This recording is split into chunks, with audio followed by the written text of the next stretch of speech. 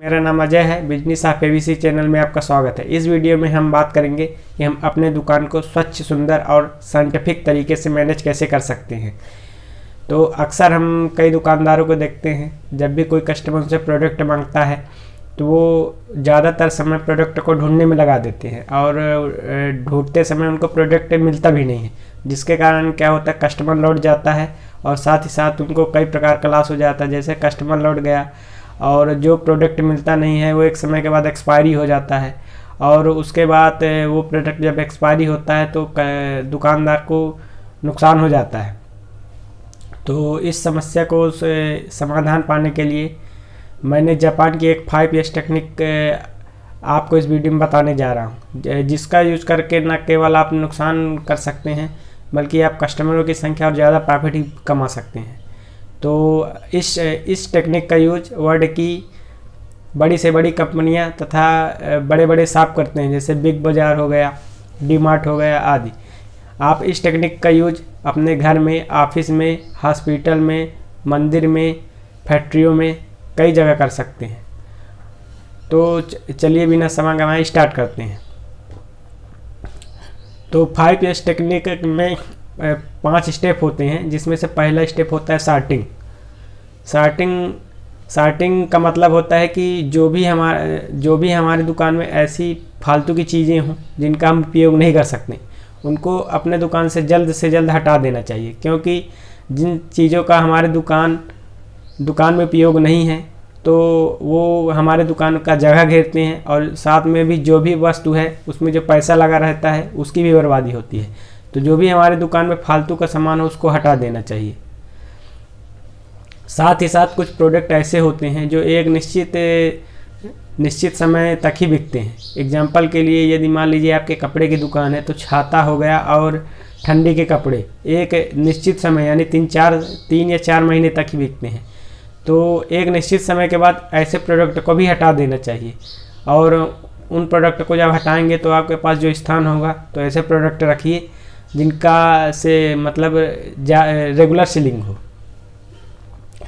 कई बार हमारे दुकान में ऐसी चीज़ होती है जहाँ जिसकी ज़रूरत है वहाँ उसको नहीं रखते। एग्जाम्पल के लिए हम समझते हैं, मान लीजिए कि हम अपने बेडरूम में चाकू, छिल्ली आदि नहीं रख सकते। मतलब जो सामान जहाँ की है उसको वहीं मैनेज करके रखना चाहिए। और इसके अंतर्गत एक और चीज़ का ध्यान रखना चाहिए, हमको ऐसी चीज़ों को कम मात्रा में लेना चाहिए जो कि कम बिकती हैं तथा एक निश्चित समय के बाद एक्सपायरी हो जाती हैं। तो ये जो स्टेप में मैं बात किया ये सॉर्टिंग का है। अब हम दूसरा स्टेप की बात करते हैं, सिस्टमेटिक अरेंजमेंट।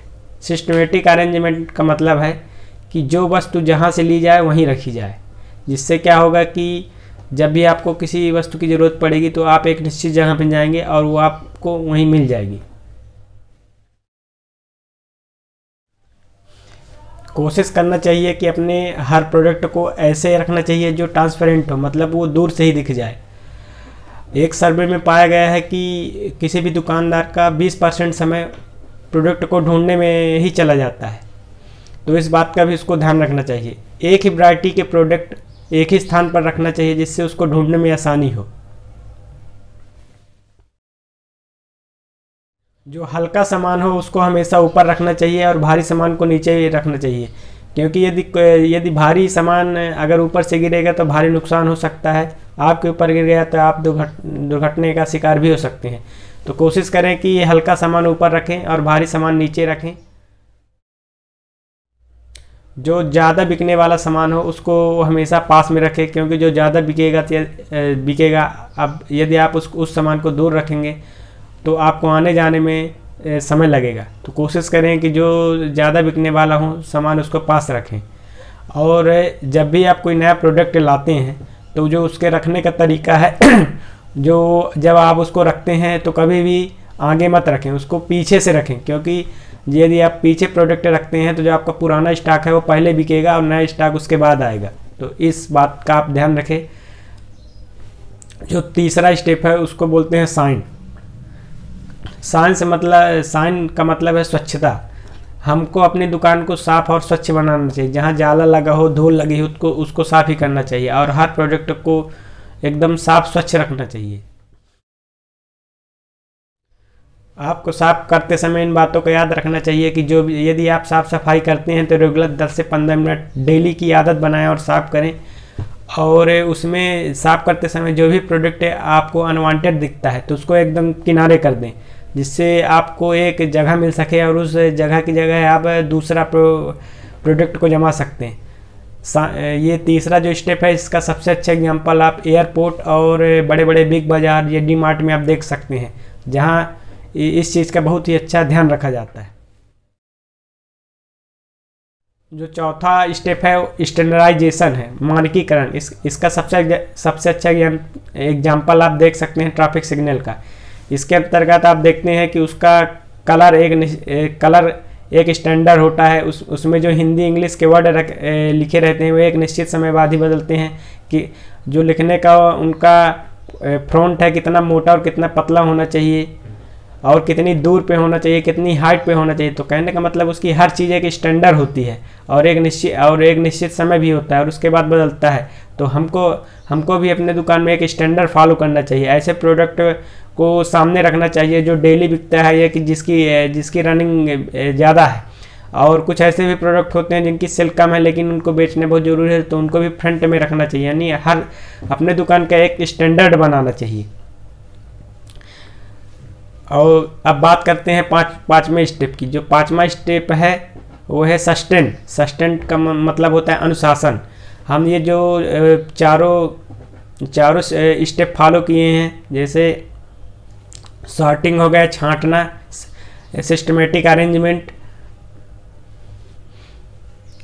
साइन और स्टैंडर्डाइजेशन, इन चारों को हम 100% ये पाँचवें पॉइंट में फॉलो करते हैं। यानी इसमें जब हम ये चारों चीज़ें कर लेते हैं तो ये पाँचवीं चीज़ करते हैं। पाँचवीं चीज़ का मतलब ये जब जो पूरी प्रोसेस है हम उसको डेली अपने रूटीन में बना लेते हैं। यानी इसको हर हफ्ते हम इसको ऑडिट करेंगे कि कहाँ कमी रह गई, कि कहाँ क्या है। इन सब चीज़ों का हम डेटा लेते हैं और इसकी एक आदत बना लेते हैं। तो आप यदि इस प्रोसेस का यूज करेंगे तो कई प्रकार के लाभ होंगे। जैसे पहली बात क्या है कि आपका हर सामान सही और सुव्यवस्थित जगह में रखा जाएगा, जिससे आप कस्टमर को तुरंत सर्विस दे पाएंगे, जिससे आपके कस्टमर का इजाफा होगा। दूसरा एडवांटेज इसमें है कि जो आपकी फालतू की जगह रहेगी तो आप उस जगह में कोई नया प्रोडक्ट या कि कुछ नया कर सकते हैं, जिससे आपकी दुकान का लुक भी बढ़ेगा। तीसरा जो है, कोई भी यदि आप उसमें इम्प्लीमेंट करना चाहते, कुछ चीज़ इम्प्रूव करना चाहते हो, तो क्योंकि आपकी दुकान साफ स्वच्छ और व्यवस्थित है तो आप सही तरीके से उसको मैनेज कर सकते हैं। तो ये थे मेरे द्वारा बताए गए 5S जापान की 5S की टेक्निक। यदि आपको वीडियो अच्छा लगा हो तो इसे लाइक, शेयर और सब्सक्राइब करें। कम से कम आप एक कमेंट ज़रूर करें। आपने इतना समय दिया इसके लिए आपका बहुत बहुत धन्यवाद।